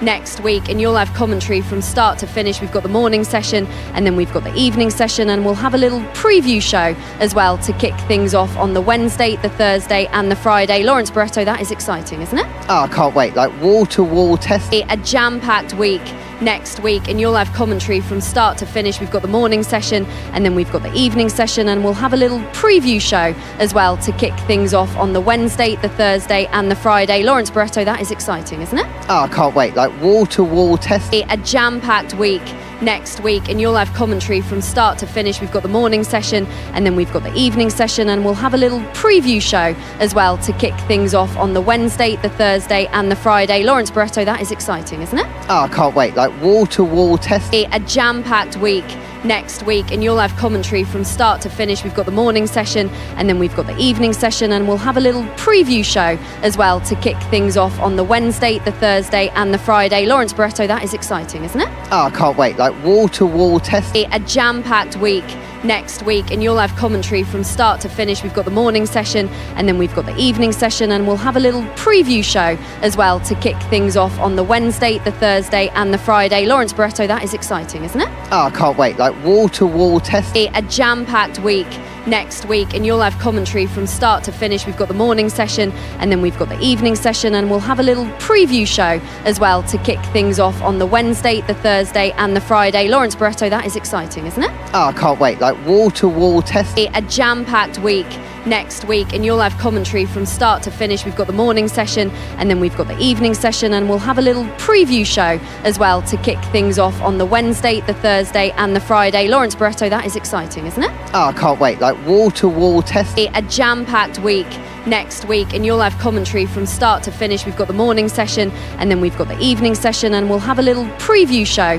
as well to kick things off on the Wednesday, the Thursday and the Friday. Lawrence Barretto, that is exciting, isn't it? Oh, I can't wait. Like wall-to-wall testing. A jam-packed week next week, and you'll have commentary from start to finish. We've got the morning session and then we've got the evening session, and we'll have a little preview show as well to kick things off on the Wednesday, the Thursday and the Friday. Lawrence Barretto, that is exciting, isn't it? Oh, I can't wait. Like wall-to-wall testing. A jam-packed week next week, and you'll have commentary from start to finish. We've got the morning session and then we've got the evening session, and we'll have a little preview show as well to kick things off on the Wednesday, the Thursday and the Friday. Lawrence Barretto, that is exciting, isn't it? Oh, I can't wait. Like wall-to-wall testing. A jam-packed week next week, and you'll have commentary from start to finish. We've got the morning session and then we've got the evening session, and we'll have a little preview show as well to kick things off on the Wednesday, the Thursday and the Friday. Lawrence Barretto, that is exciting, isn't it? Oh, I can't wait. Like wall-to-wall testing. A jam-packed week next week, and you'll have commentary from start to finish. We've got the morning session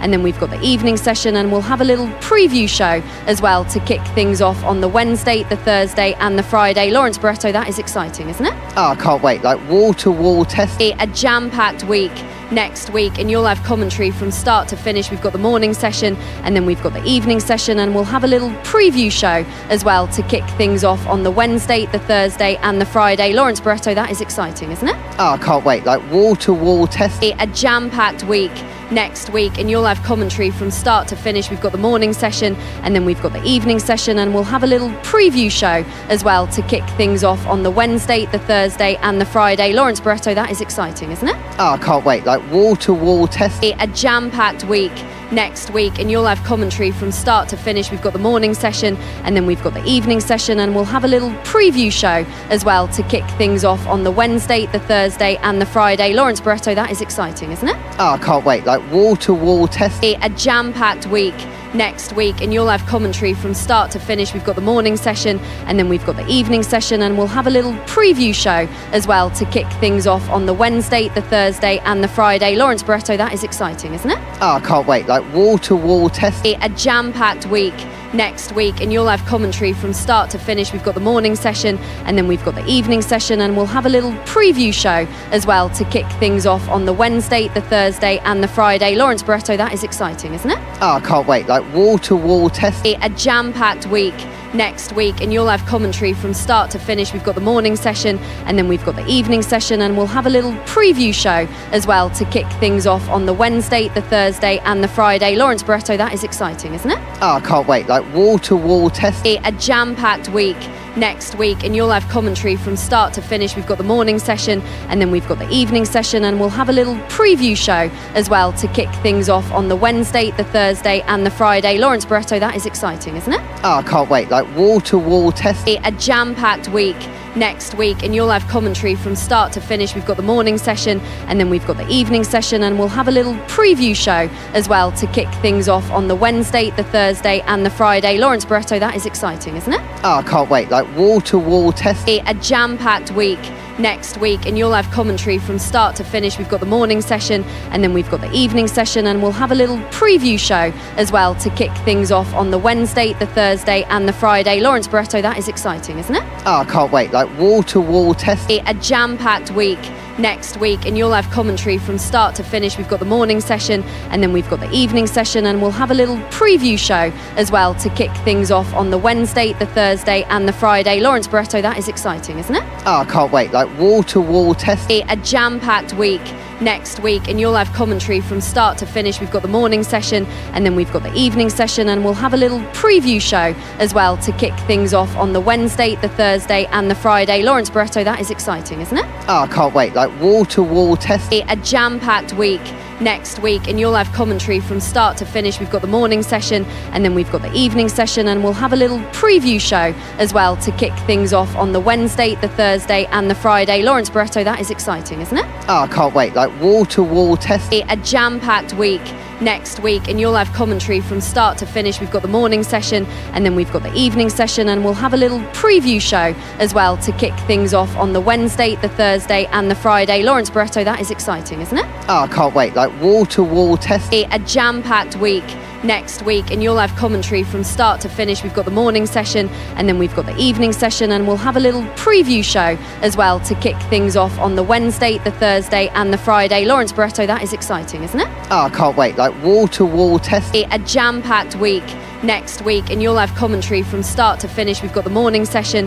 and then we've got the evening session, and we'll have a little preview show as well to kick things off on the Wednesday, the Thursday, and the Friday. Lawrence Barretto, that is exciting, isn't it? Oh, I can't wait. Like wall-to-wall test. A jam-packed week next week, and you'll have commentary from start to finish. We've got the morning session, and then we've got the evening session, and we'll have a little preview show as well to kick things off on the Wednesday, the Thursday, and the Friday. Lawrence Barretto, that is exciting, isn't it? Oh, I can't wait. Like wall-to-wall test. A jam-packed week next week, and you'll have commentary from start to finish. We've got the morning session, and then we've got the evening session, and we'll have a little preview show as well to kick things off on the Wednesday, the Thursday, and the Friday. Lawrence Barretto, that is exciting, isn't it? Oh, I can't wait. Like wall-to-wall test. A jam-packed week next week, and you'll have commentary from start to finish. We've got the morning session, and then we've got the evening session, and we'll have a little preview show as well to kick things off on the Wednesday, the Thursday, and the Friday. Lawrence Barretto, that is exciting, isn't it? Oh, I can't wait. Like wall-to-wall test. A jam-packed week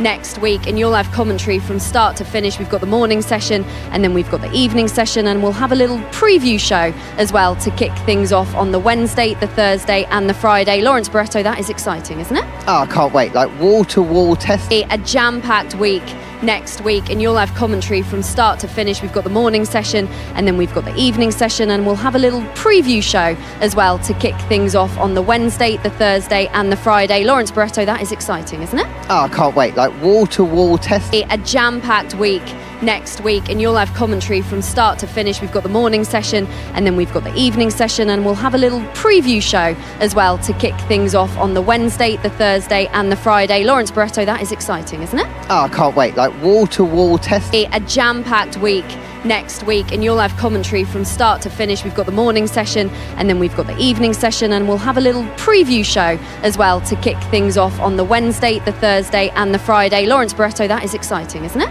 Oh, I can't wait. Like wall-to-wall test. A jam-packed week next week, and you'll have commentary from start to finish. We've got the morning session, and then we've got the evening session, and we'll have a little preview show as well to kick things off on the Wednesday, the Thursday, and the Friday. Lawrence Barretto, that is exciting, isn't it? Oh, I can't wait. Like wall-to-wall test. A jam-packed week next week, and you'll have commentary from start to finish. We've got the morning session, and then we've got the evening session, and we'll have a little preview show as well to kick things off on the Wednesday, the Thursday, and the Friday. Lawrence Barretto, that is exciting, isn't it? Oh, I can't wait. Like wall-to-wall test. A jam-packed week next week, and you'll have commentary from start to finish. We've got the morning session, and then we've got the evening session, and we'll have a little preview show as well to kick things off on the Wednesday, the Thursday, and the Friday. Lawrence Barretto, that is exciting, isn't it? Oh, I can't wait. Like wall-to-wall test. A jam-packed week next week, and you'll have commentary from start to finish. We've got the morning session, and then we've got the evening session, and we'll have a little preview show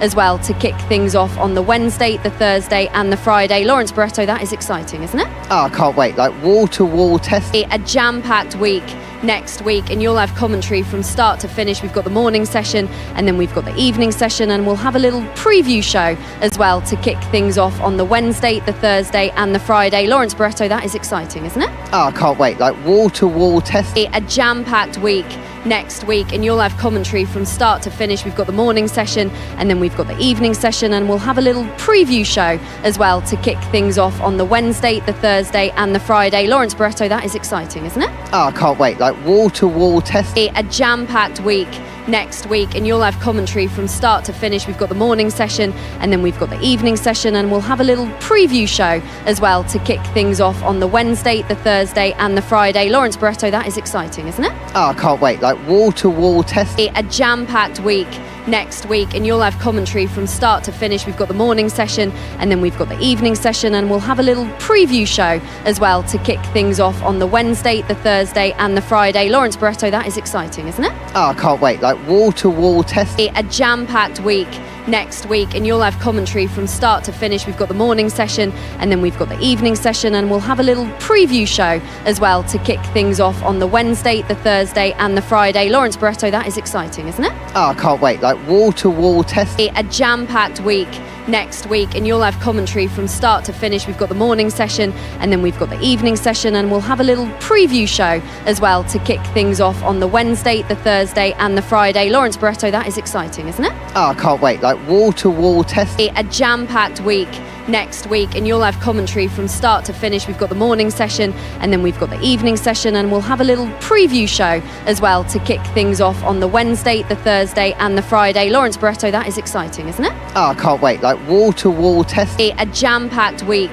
next week, and you'll have commentary from start to finish. We've got the morning session, and then we've got the evening session, and we'll have a little preview show as well to kick things off on the Wednesday, the Thursday, and the Friday. Lawrence Barretto, that is exciting, isn't it? Oh, I can't wait. Like wall-to-wall testing. A jam-packed week next week, and you'll have commentary from start to finish. We've got the morning session, and then we've got the evening session, and we'll have a little preview show as well to kick things off on the Wednesday, the Thursday, and the Friday. Lawrence Barretto, that is exciting, isn't it? Oh, I can't wait. Like wall-to-wall testing. A jam-packed week next week, and you'll have commentary from start to finish. We've got the morning session, and then we've got the evening session, and we'll have a little preview show as well to kick things off on the Wednesday, the Thursday, and the Friday. Lawrence Barretto, that is exciting, isn't it? Oh, I can't wait. Like wall-to-wall testing. A jam-packed week next week, and you'll have commentary from start to finish. We've got the morning session, and then we've got the evening session, and we'll have a little preview show as well to kick things off on the Wednesday, the Thursday, and the Friday. Lawrence Barretto, that is exciting, isn't it? Oh, I can't wait. Like wall-to-wall testing. A jam-packed week next week, and you'll have commentary from start to finish. We've got the morning session, and then we've got the evening session, and we'll have a little preview show as well to kick things off on the Wednesday, the Thursday, and the Friday. Lawrence. Oh, I can't wait. Like wall-to-wall testing. A jam-packed week next week, and you'll have commentary from start to finish. We've got the morning session, and then we've got the evening session, and we'll have a little preview show as well to kick things off on the Wednesday, the Thursday, and the Friday. Lawrence Barretto, that is exciting, isn't it? Oh, I can't wait. Like wall-to-wall testing. A jam-packed week next week, and you'll have commentary from start to finish. We've got the morning session, and then we've got the evening session, and we'll have a little preview show as well to kick things off on the Wednesday, the Thursday, and the Friday. Lawrence Barretto, that is exciting, isn't it? Oh, I can't wait. Like wall-to-wall testing. A jam-packed week next week, and you'll have commentary from start to finish. We've got the morning session, and then we've got the evening session, and we'll have a little preview show as well to kick things off on the Wednesday, the Thursday, and the Friday. Lawrence Barretto, that is exciting, isn't it? Oh, I can't wait. Like wall-to-wall testing. A jam-packed week next week, and you'll have commentary from start to finish. We've got the morning session, and then we've got the evening session, and we'll have a little preview show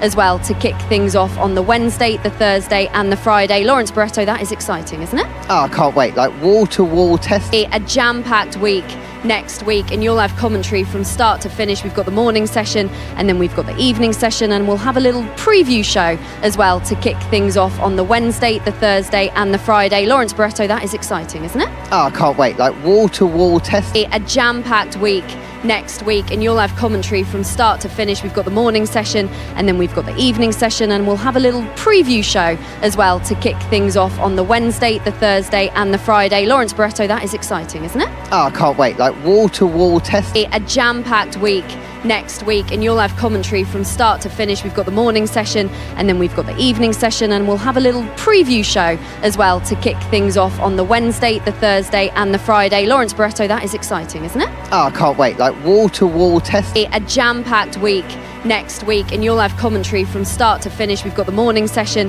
and then we've got the evening session, and we'll have a little preview show as well to kick things off on the Wednesday, the Thursday, and the Friday. Lawrence Barretto, that is exciting, isn't it? Oh, I can't wait. Like wall-to-wall testing. A jam-packed week next week, and you'll have commentary from start to finish. We've got the morning session, and then we've got the evening session, and we'll have a little preview show as well to kick things off on the Wednesday, the Thursday, and the Friday. Lawrence Barretto, that is exciting, isn't it? Oh, I can't wait. Like wall-to-wall testing. A jam-packed week next week, and you'll have commentary from start to finish. We've got the morning session, and then we've got the evening session, and we'll have a little preview show as well to kick things off on the Wednesday, the Thursday, and the Friday. Lawrence Barretto, that is exciting, isn't it? Oh, I can't wait. Like wall-to-wall testing. A jam-packed week next week, and you'll have commentary from start to finish. We've got the morning session, and then we've got the evening session, and we'll have a little preview show as well to kick things off on the Wednesday, the Thursday, and the Friday. Lawrence Barretto, that is exciting, isn't it? Oh, I can't wait. Like wall-to-wall testing. A jam-packed week